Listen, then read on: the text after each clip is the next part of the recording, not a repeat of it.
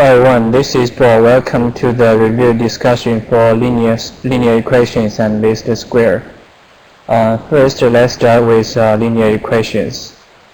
For linear equations, I'm going to review 6 parts: the linear relationship, linear equations, matrix form, matrix product, distributive law, 2 problems, forward and inverse, how to solve the inverse problem. First, let's look at the linear relationship.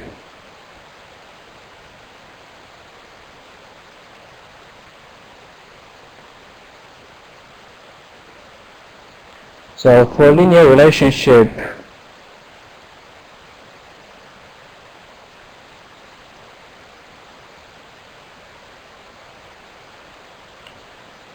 this is the equation express linear relationship. Usually several input variables, here x1, x2, x3 to xn, have an effect on an outcome y. If each variable's individual effect is proportional, here you see each variable is multiplied by a coefficient a1, a2 to an, and all this multiplication result are combined by the plus sign. So we add all the combined effects to get this y. We can say that the outcome variable is a linear function of the input variable.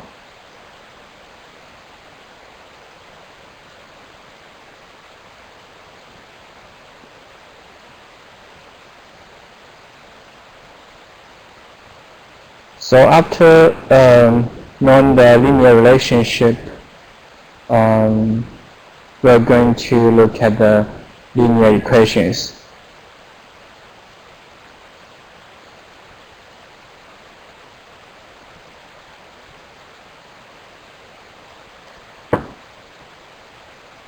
Sorry.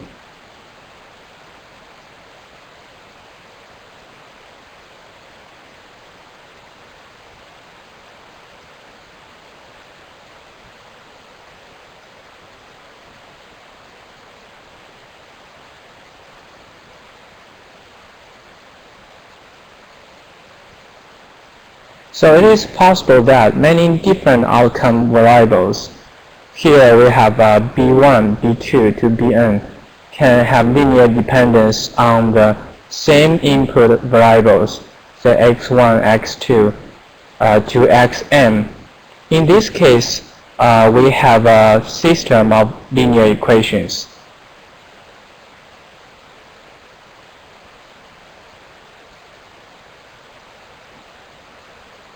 Then we are going to review its matrix form.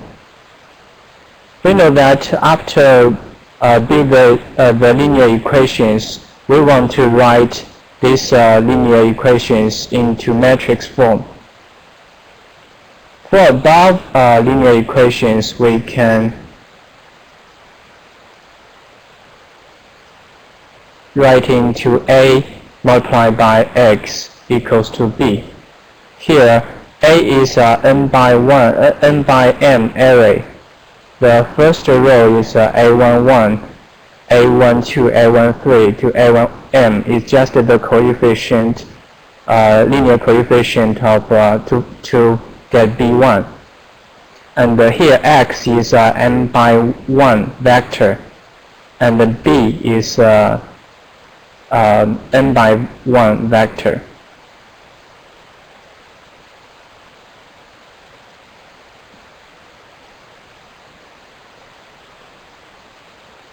Also, for matrix multiplied by acting on vector, there is the distributive laws.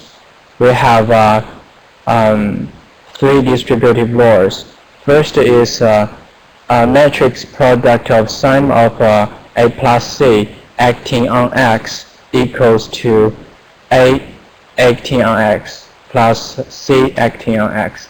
A and C here are n by m arrays, and X is n by 1 vector. The second distributive law is an matrix, an array A acting on the sum of X plus Y equals to A acting on X plus A acting on Y. And the last distributive law for matrix acting on vector is the matrix product of an array acting on a scalar version of vector is a scalar version of array acting on the vector. Here is A multiplied by alpha multiplied by X equals to alpha multiplied by A, then acting on X, or equals to alpha multiplied by A acting on X. After got the matrix form of the linear equations,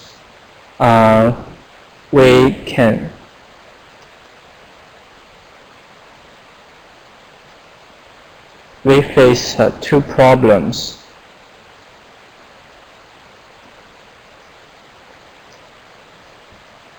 So next we are going to look at two problems.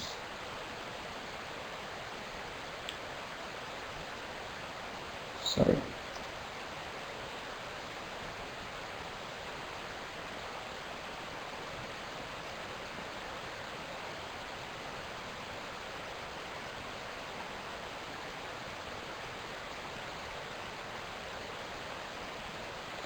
One is forward problem, the other is inverse problem.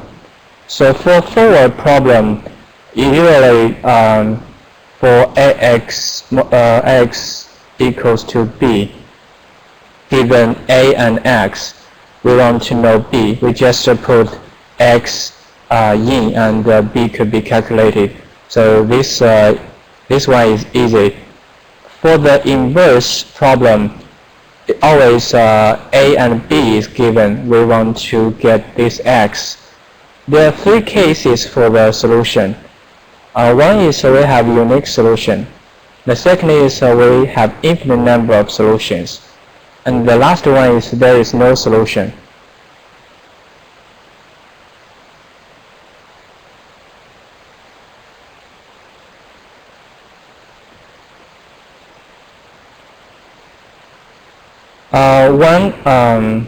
For this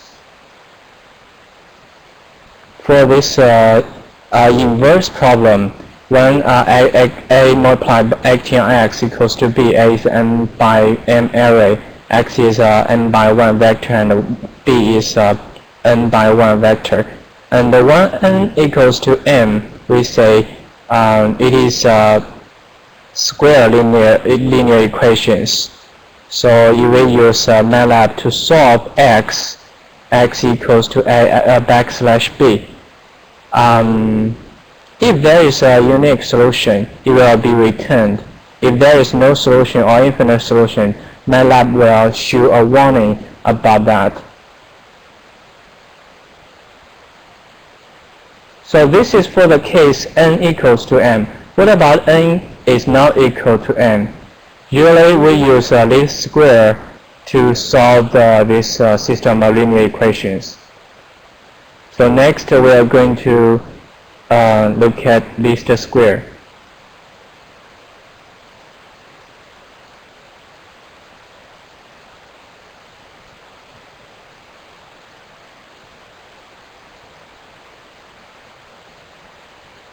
First, let's look at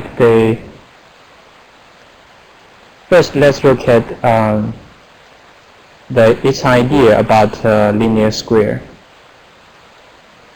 For linear square, first it is used to solve linear equations. We have linear equations in matrix form: A acting on X equals to B. A is known and B is known, and we want to find the x. It is the inverse problem. Then another thing is n is not equal to m, and probably there may be no solution, infinite solutions, or a unique solution.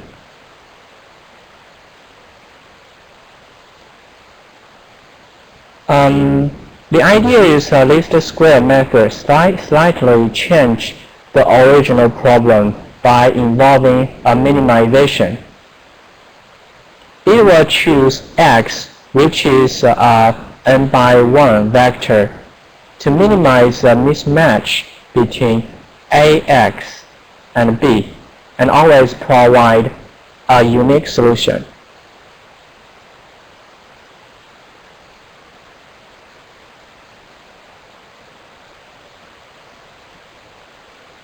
Mathematically, least square is minimize the norm of a acting on x minus b. So we want this. We want to find the x bar to minimize this norm.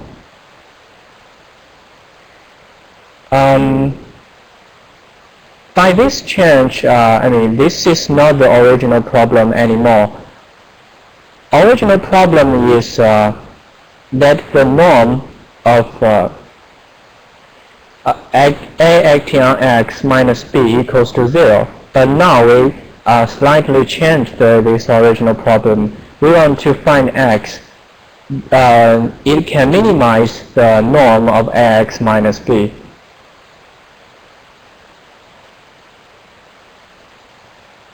If you forget about the norm and its property, you probably need to review the video. I'm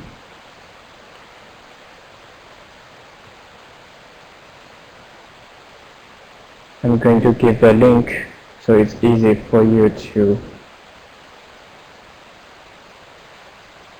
Yeah, you need to review this video.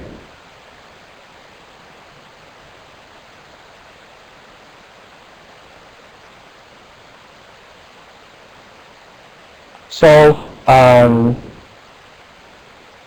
we already defined the least square problem. Next, let's see how to minimize this the norm of x minus b. It is optimality conditions. So the first step is to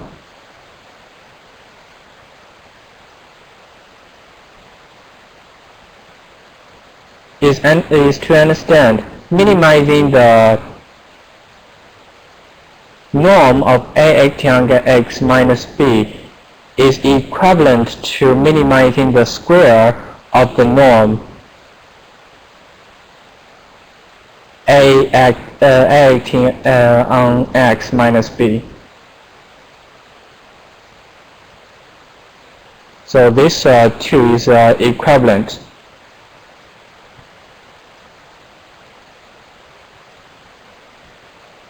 Minimizing, we assume fx equals to the square of the norm of ax minus b.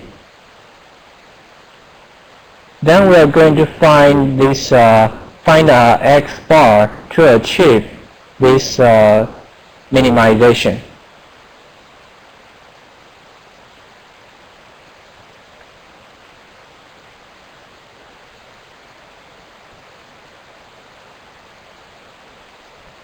For multivariable minimization of fx, I mean, sometimes x is not a single variable, may have multivariables.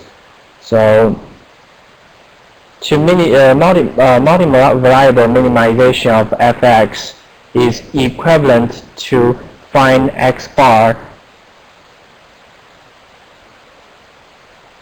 Then x bar satisfy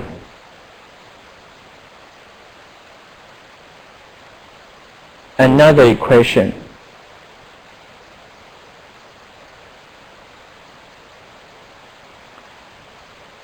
This GT equals to fx bar plus t multiplied by d.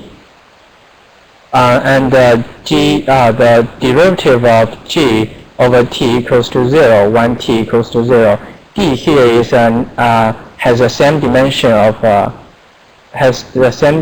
with not t, sorry. It has the same dimension with x bar. To end this equivalence, you probably need to review the following video. It is about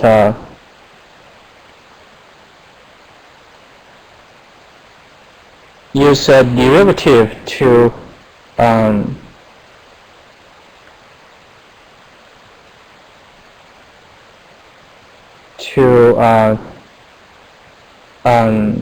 use a derivative, I mean partial g of t equals to 0 to solve this problem. Originally, we just have a minimization of the norm of ax minus b, but here we define a new function gt, and we could calculate its derivative and let it equals to 0 when t equals to 0. So we transfer the original problem into an easy one. But we have a condition which is fx is required to be a convex function. This is the condition. In the video, it is in the module you can see it is proved by the professor, and if you want to review the proof, I'm going to give you the video link.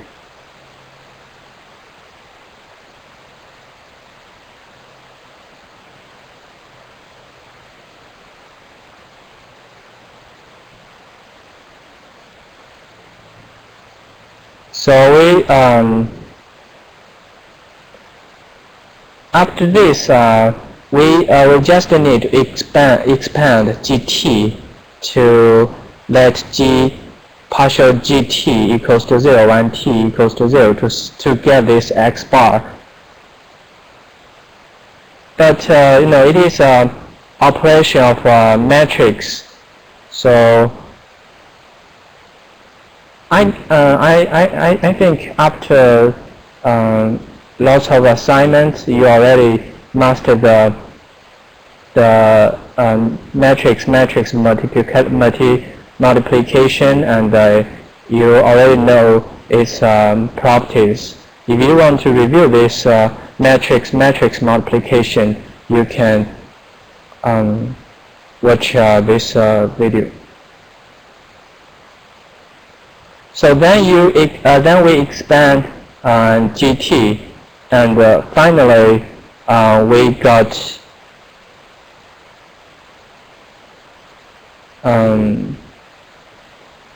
we expand gt and got the equivalent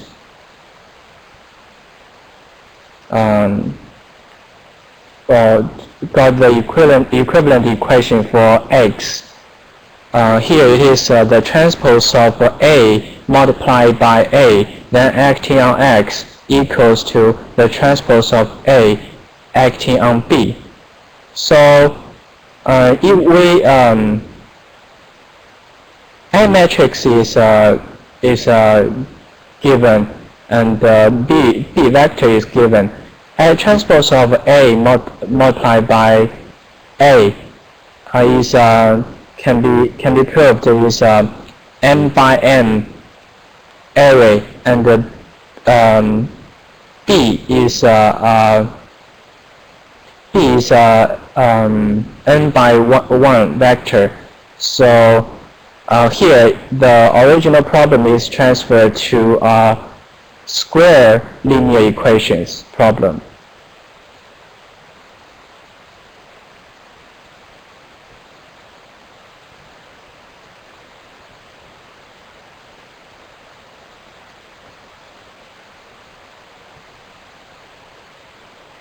There, for this new square linear system equation, there are also several possibilities for in terms of the solution. It could have many solutions. Say, may m by 1 vectors, many m by 1 vectors can achieve minimization of the norm of A acting on x minus b. We're going to choose the smallest x, but there are two ways to define this the smallest. One is the minimization of the norm of x. The other is the smallest number of non-zero entries. Say there are as many zeros in x as possible.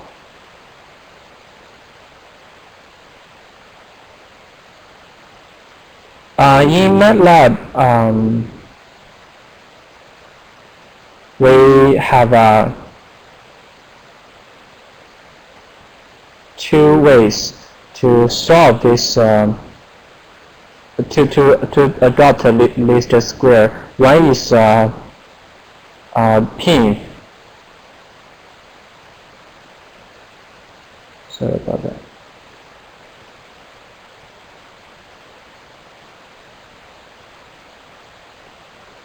One is a PINV and another is backslash.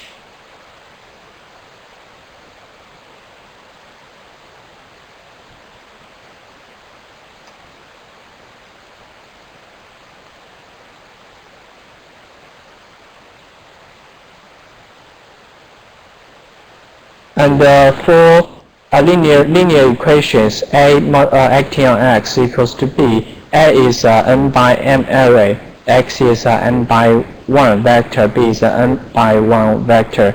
We have talked for linear equation if m equals to n. Backslash will not go to least square. It will return the unique solution of or no solution or infinite solution.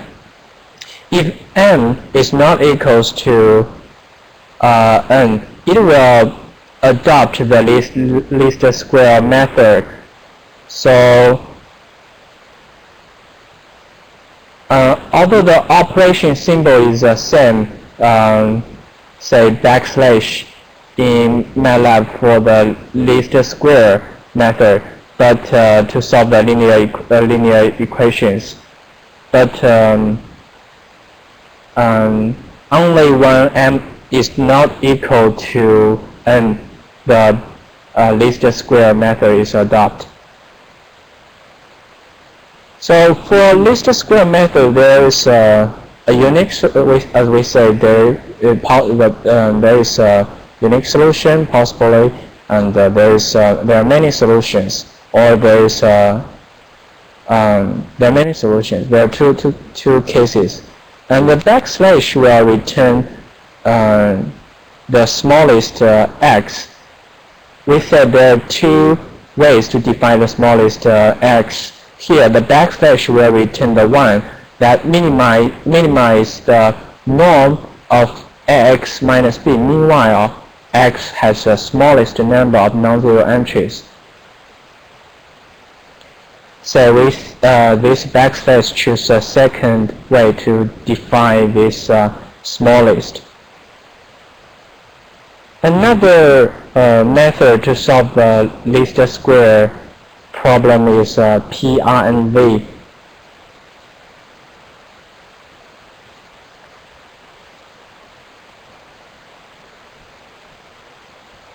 So in terms of PRNV, solving A multiplied by x equals to b, this x equals its command is x equals to pin A, multiplied by b. If there is a unique solution, it will be returned. And if there are many solutions, also we will choose the smallest x. But if the P choose the first way to define the smallest, say the norm of x is minimized. Well, for this pinf and backslash method, these two methods, if there is a unique solution, pinf and backslash will return the same result. But for multi-solution case, they will return different solutions.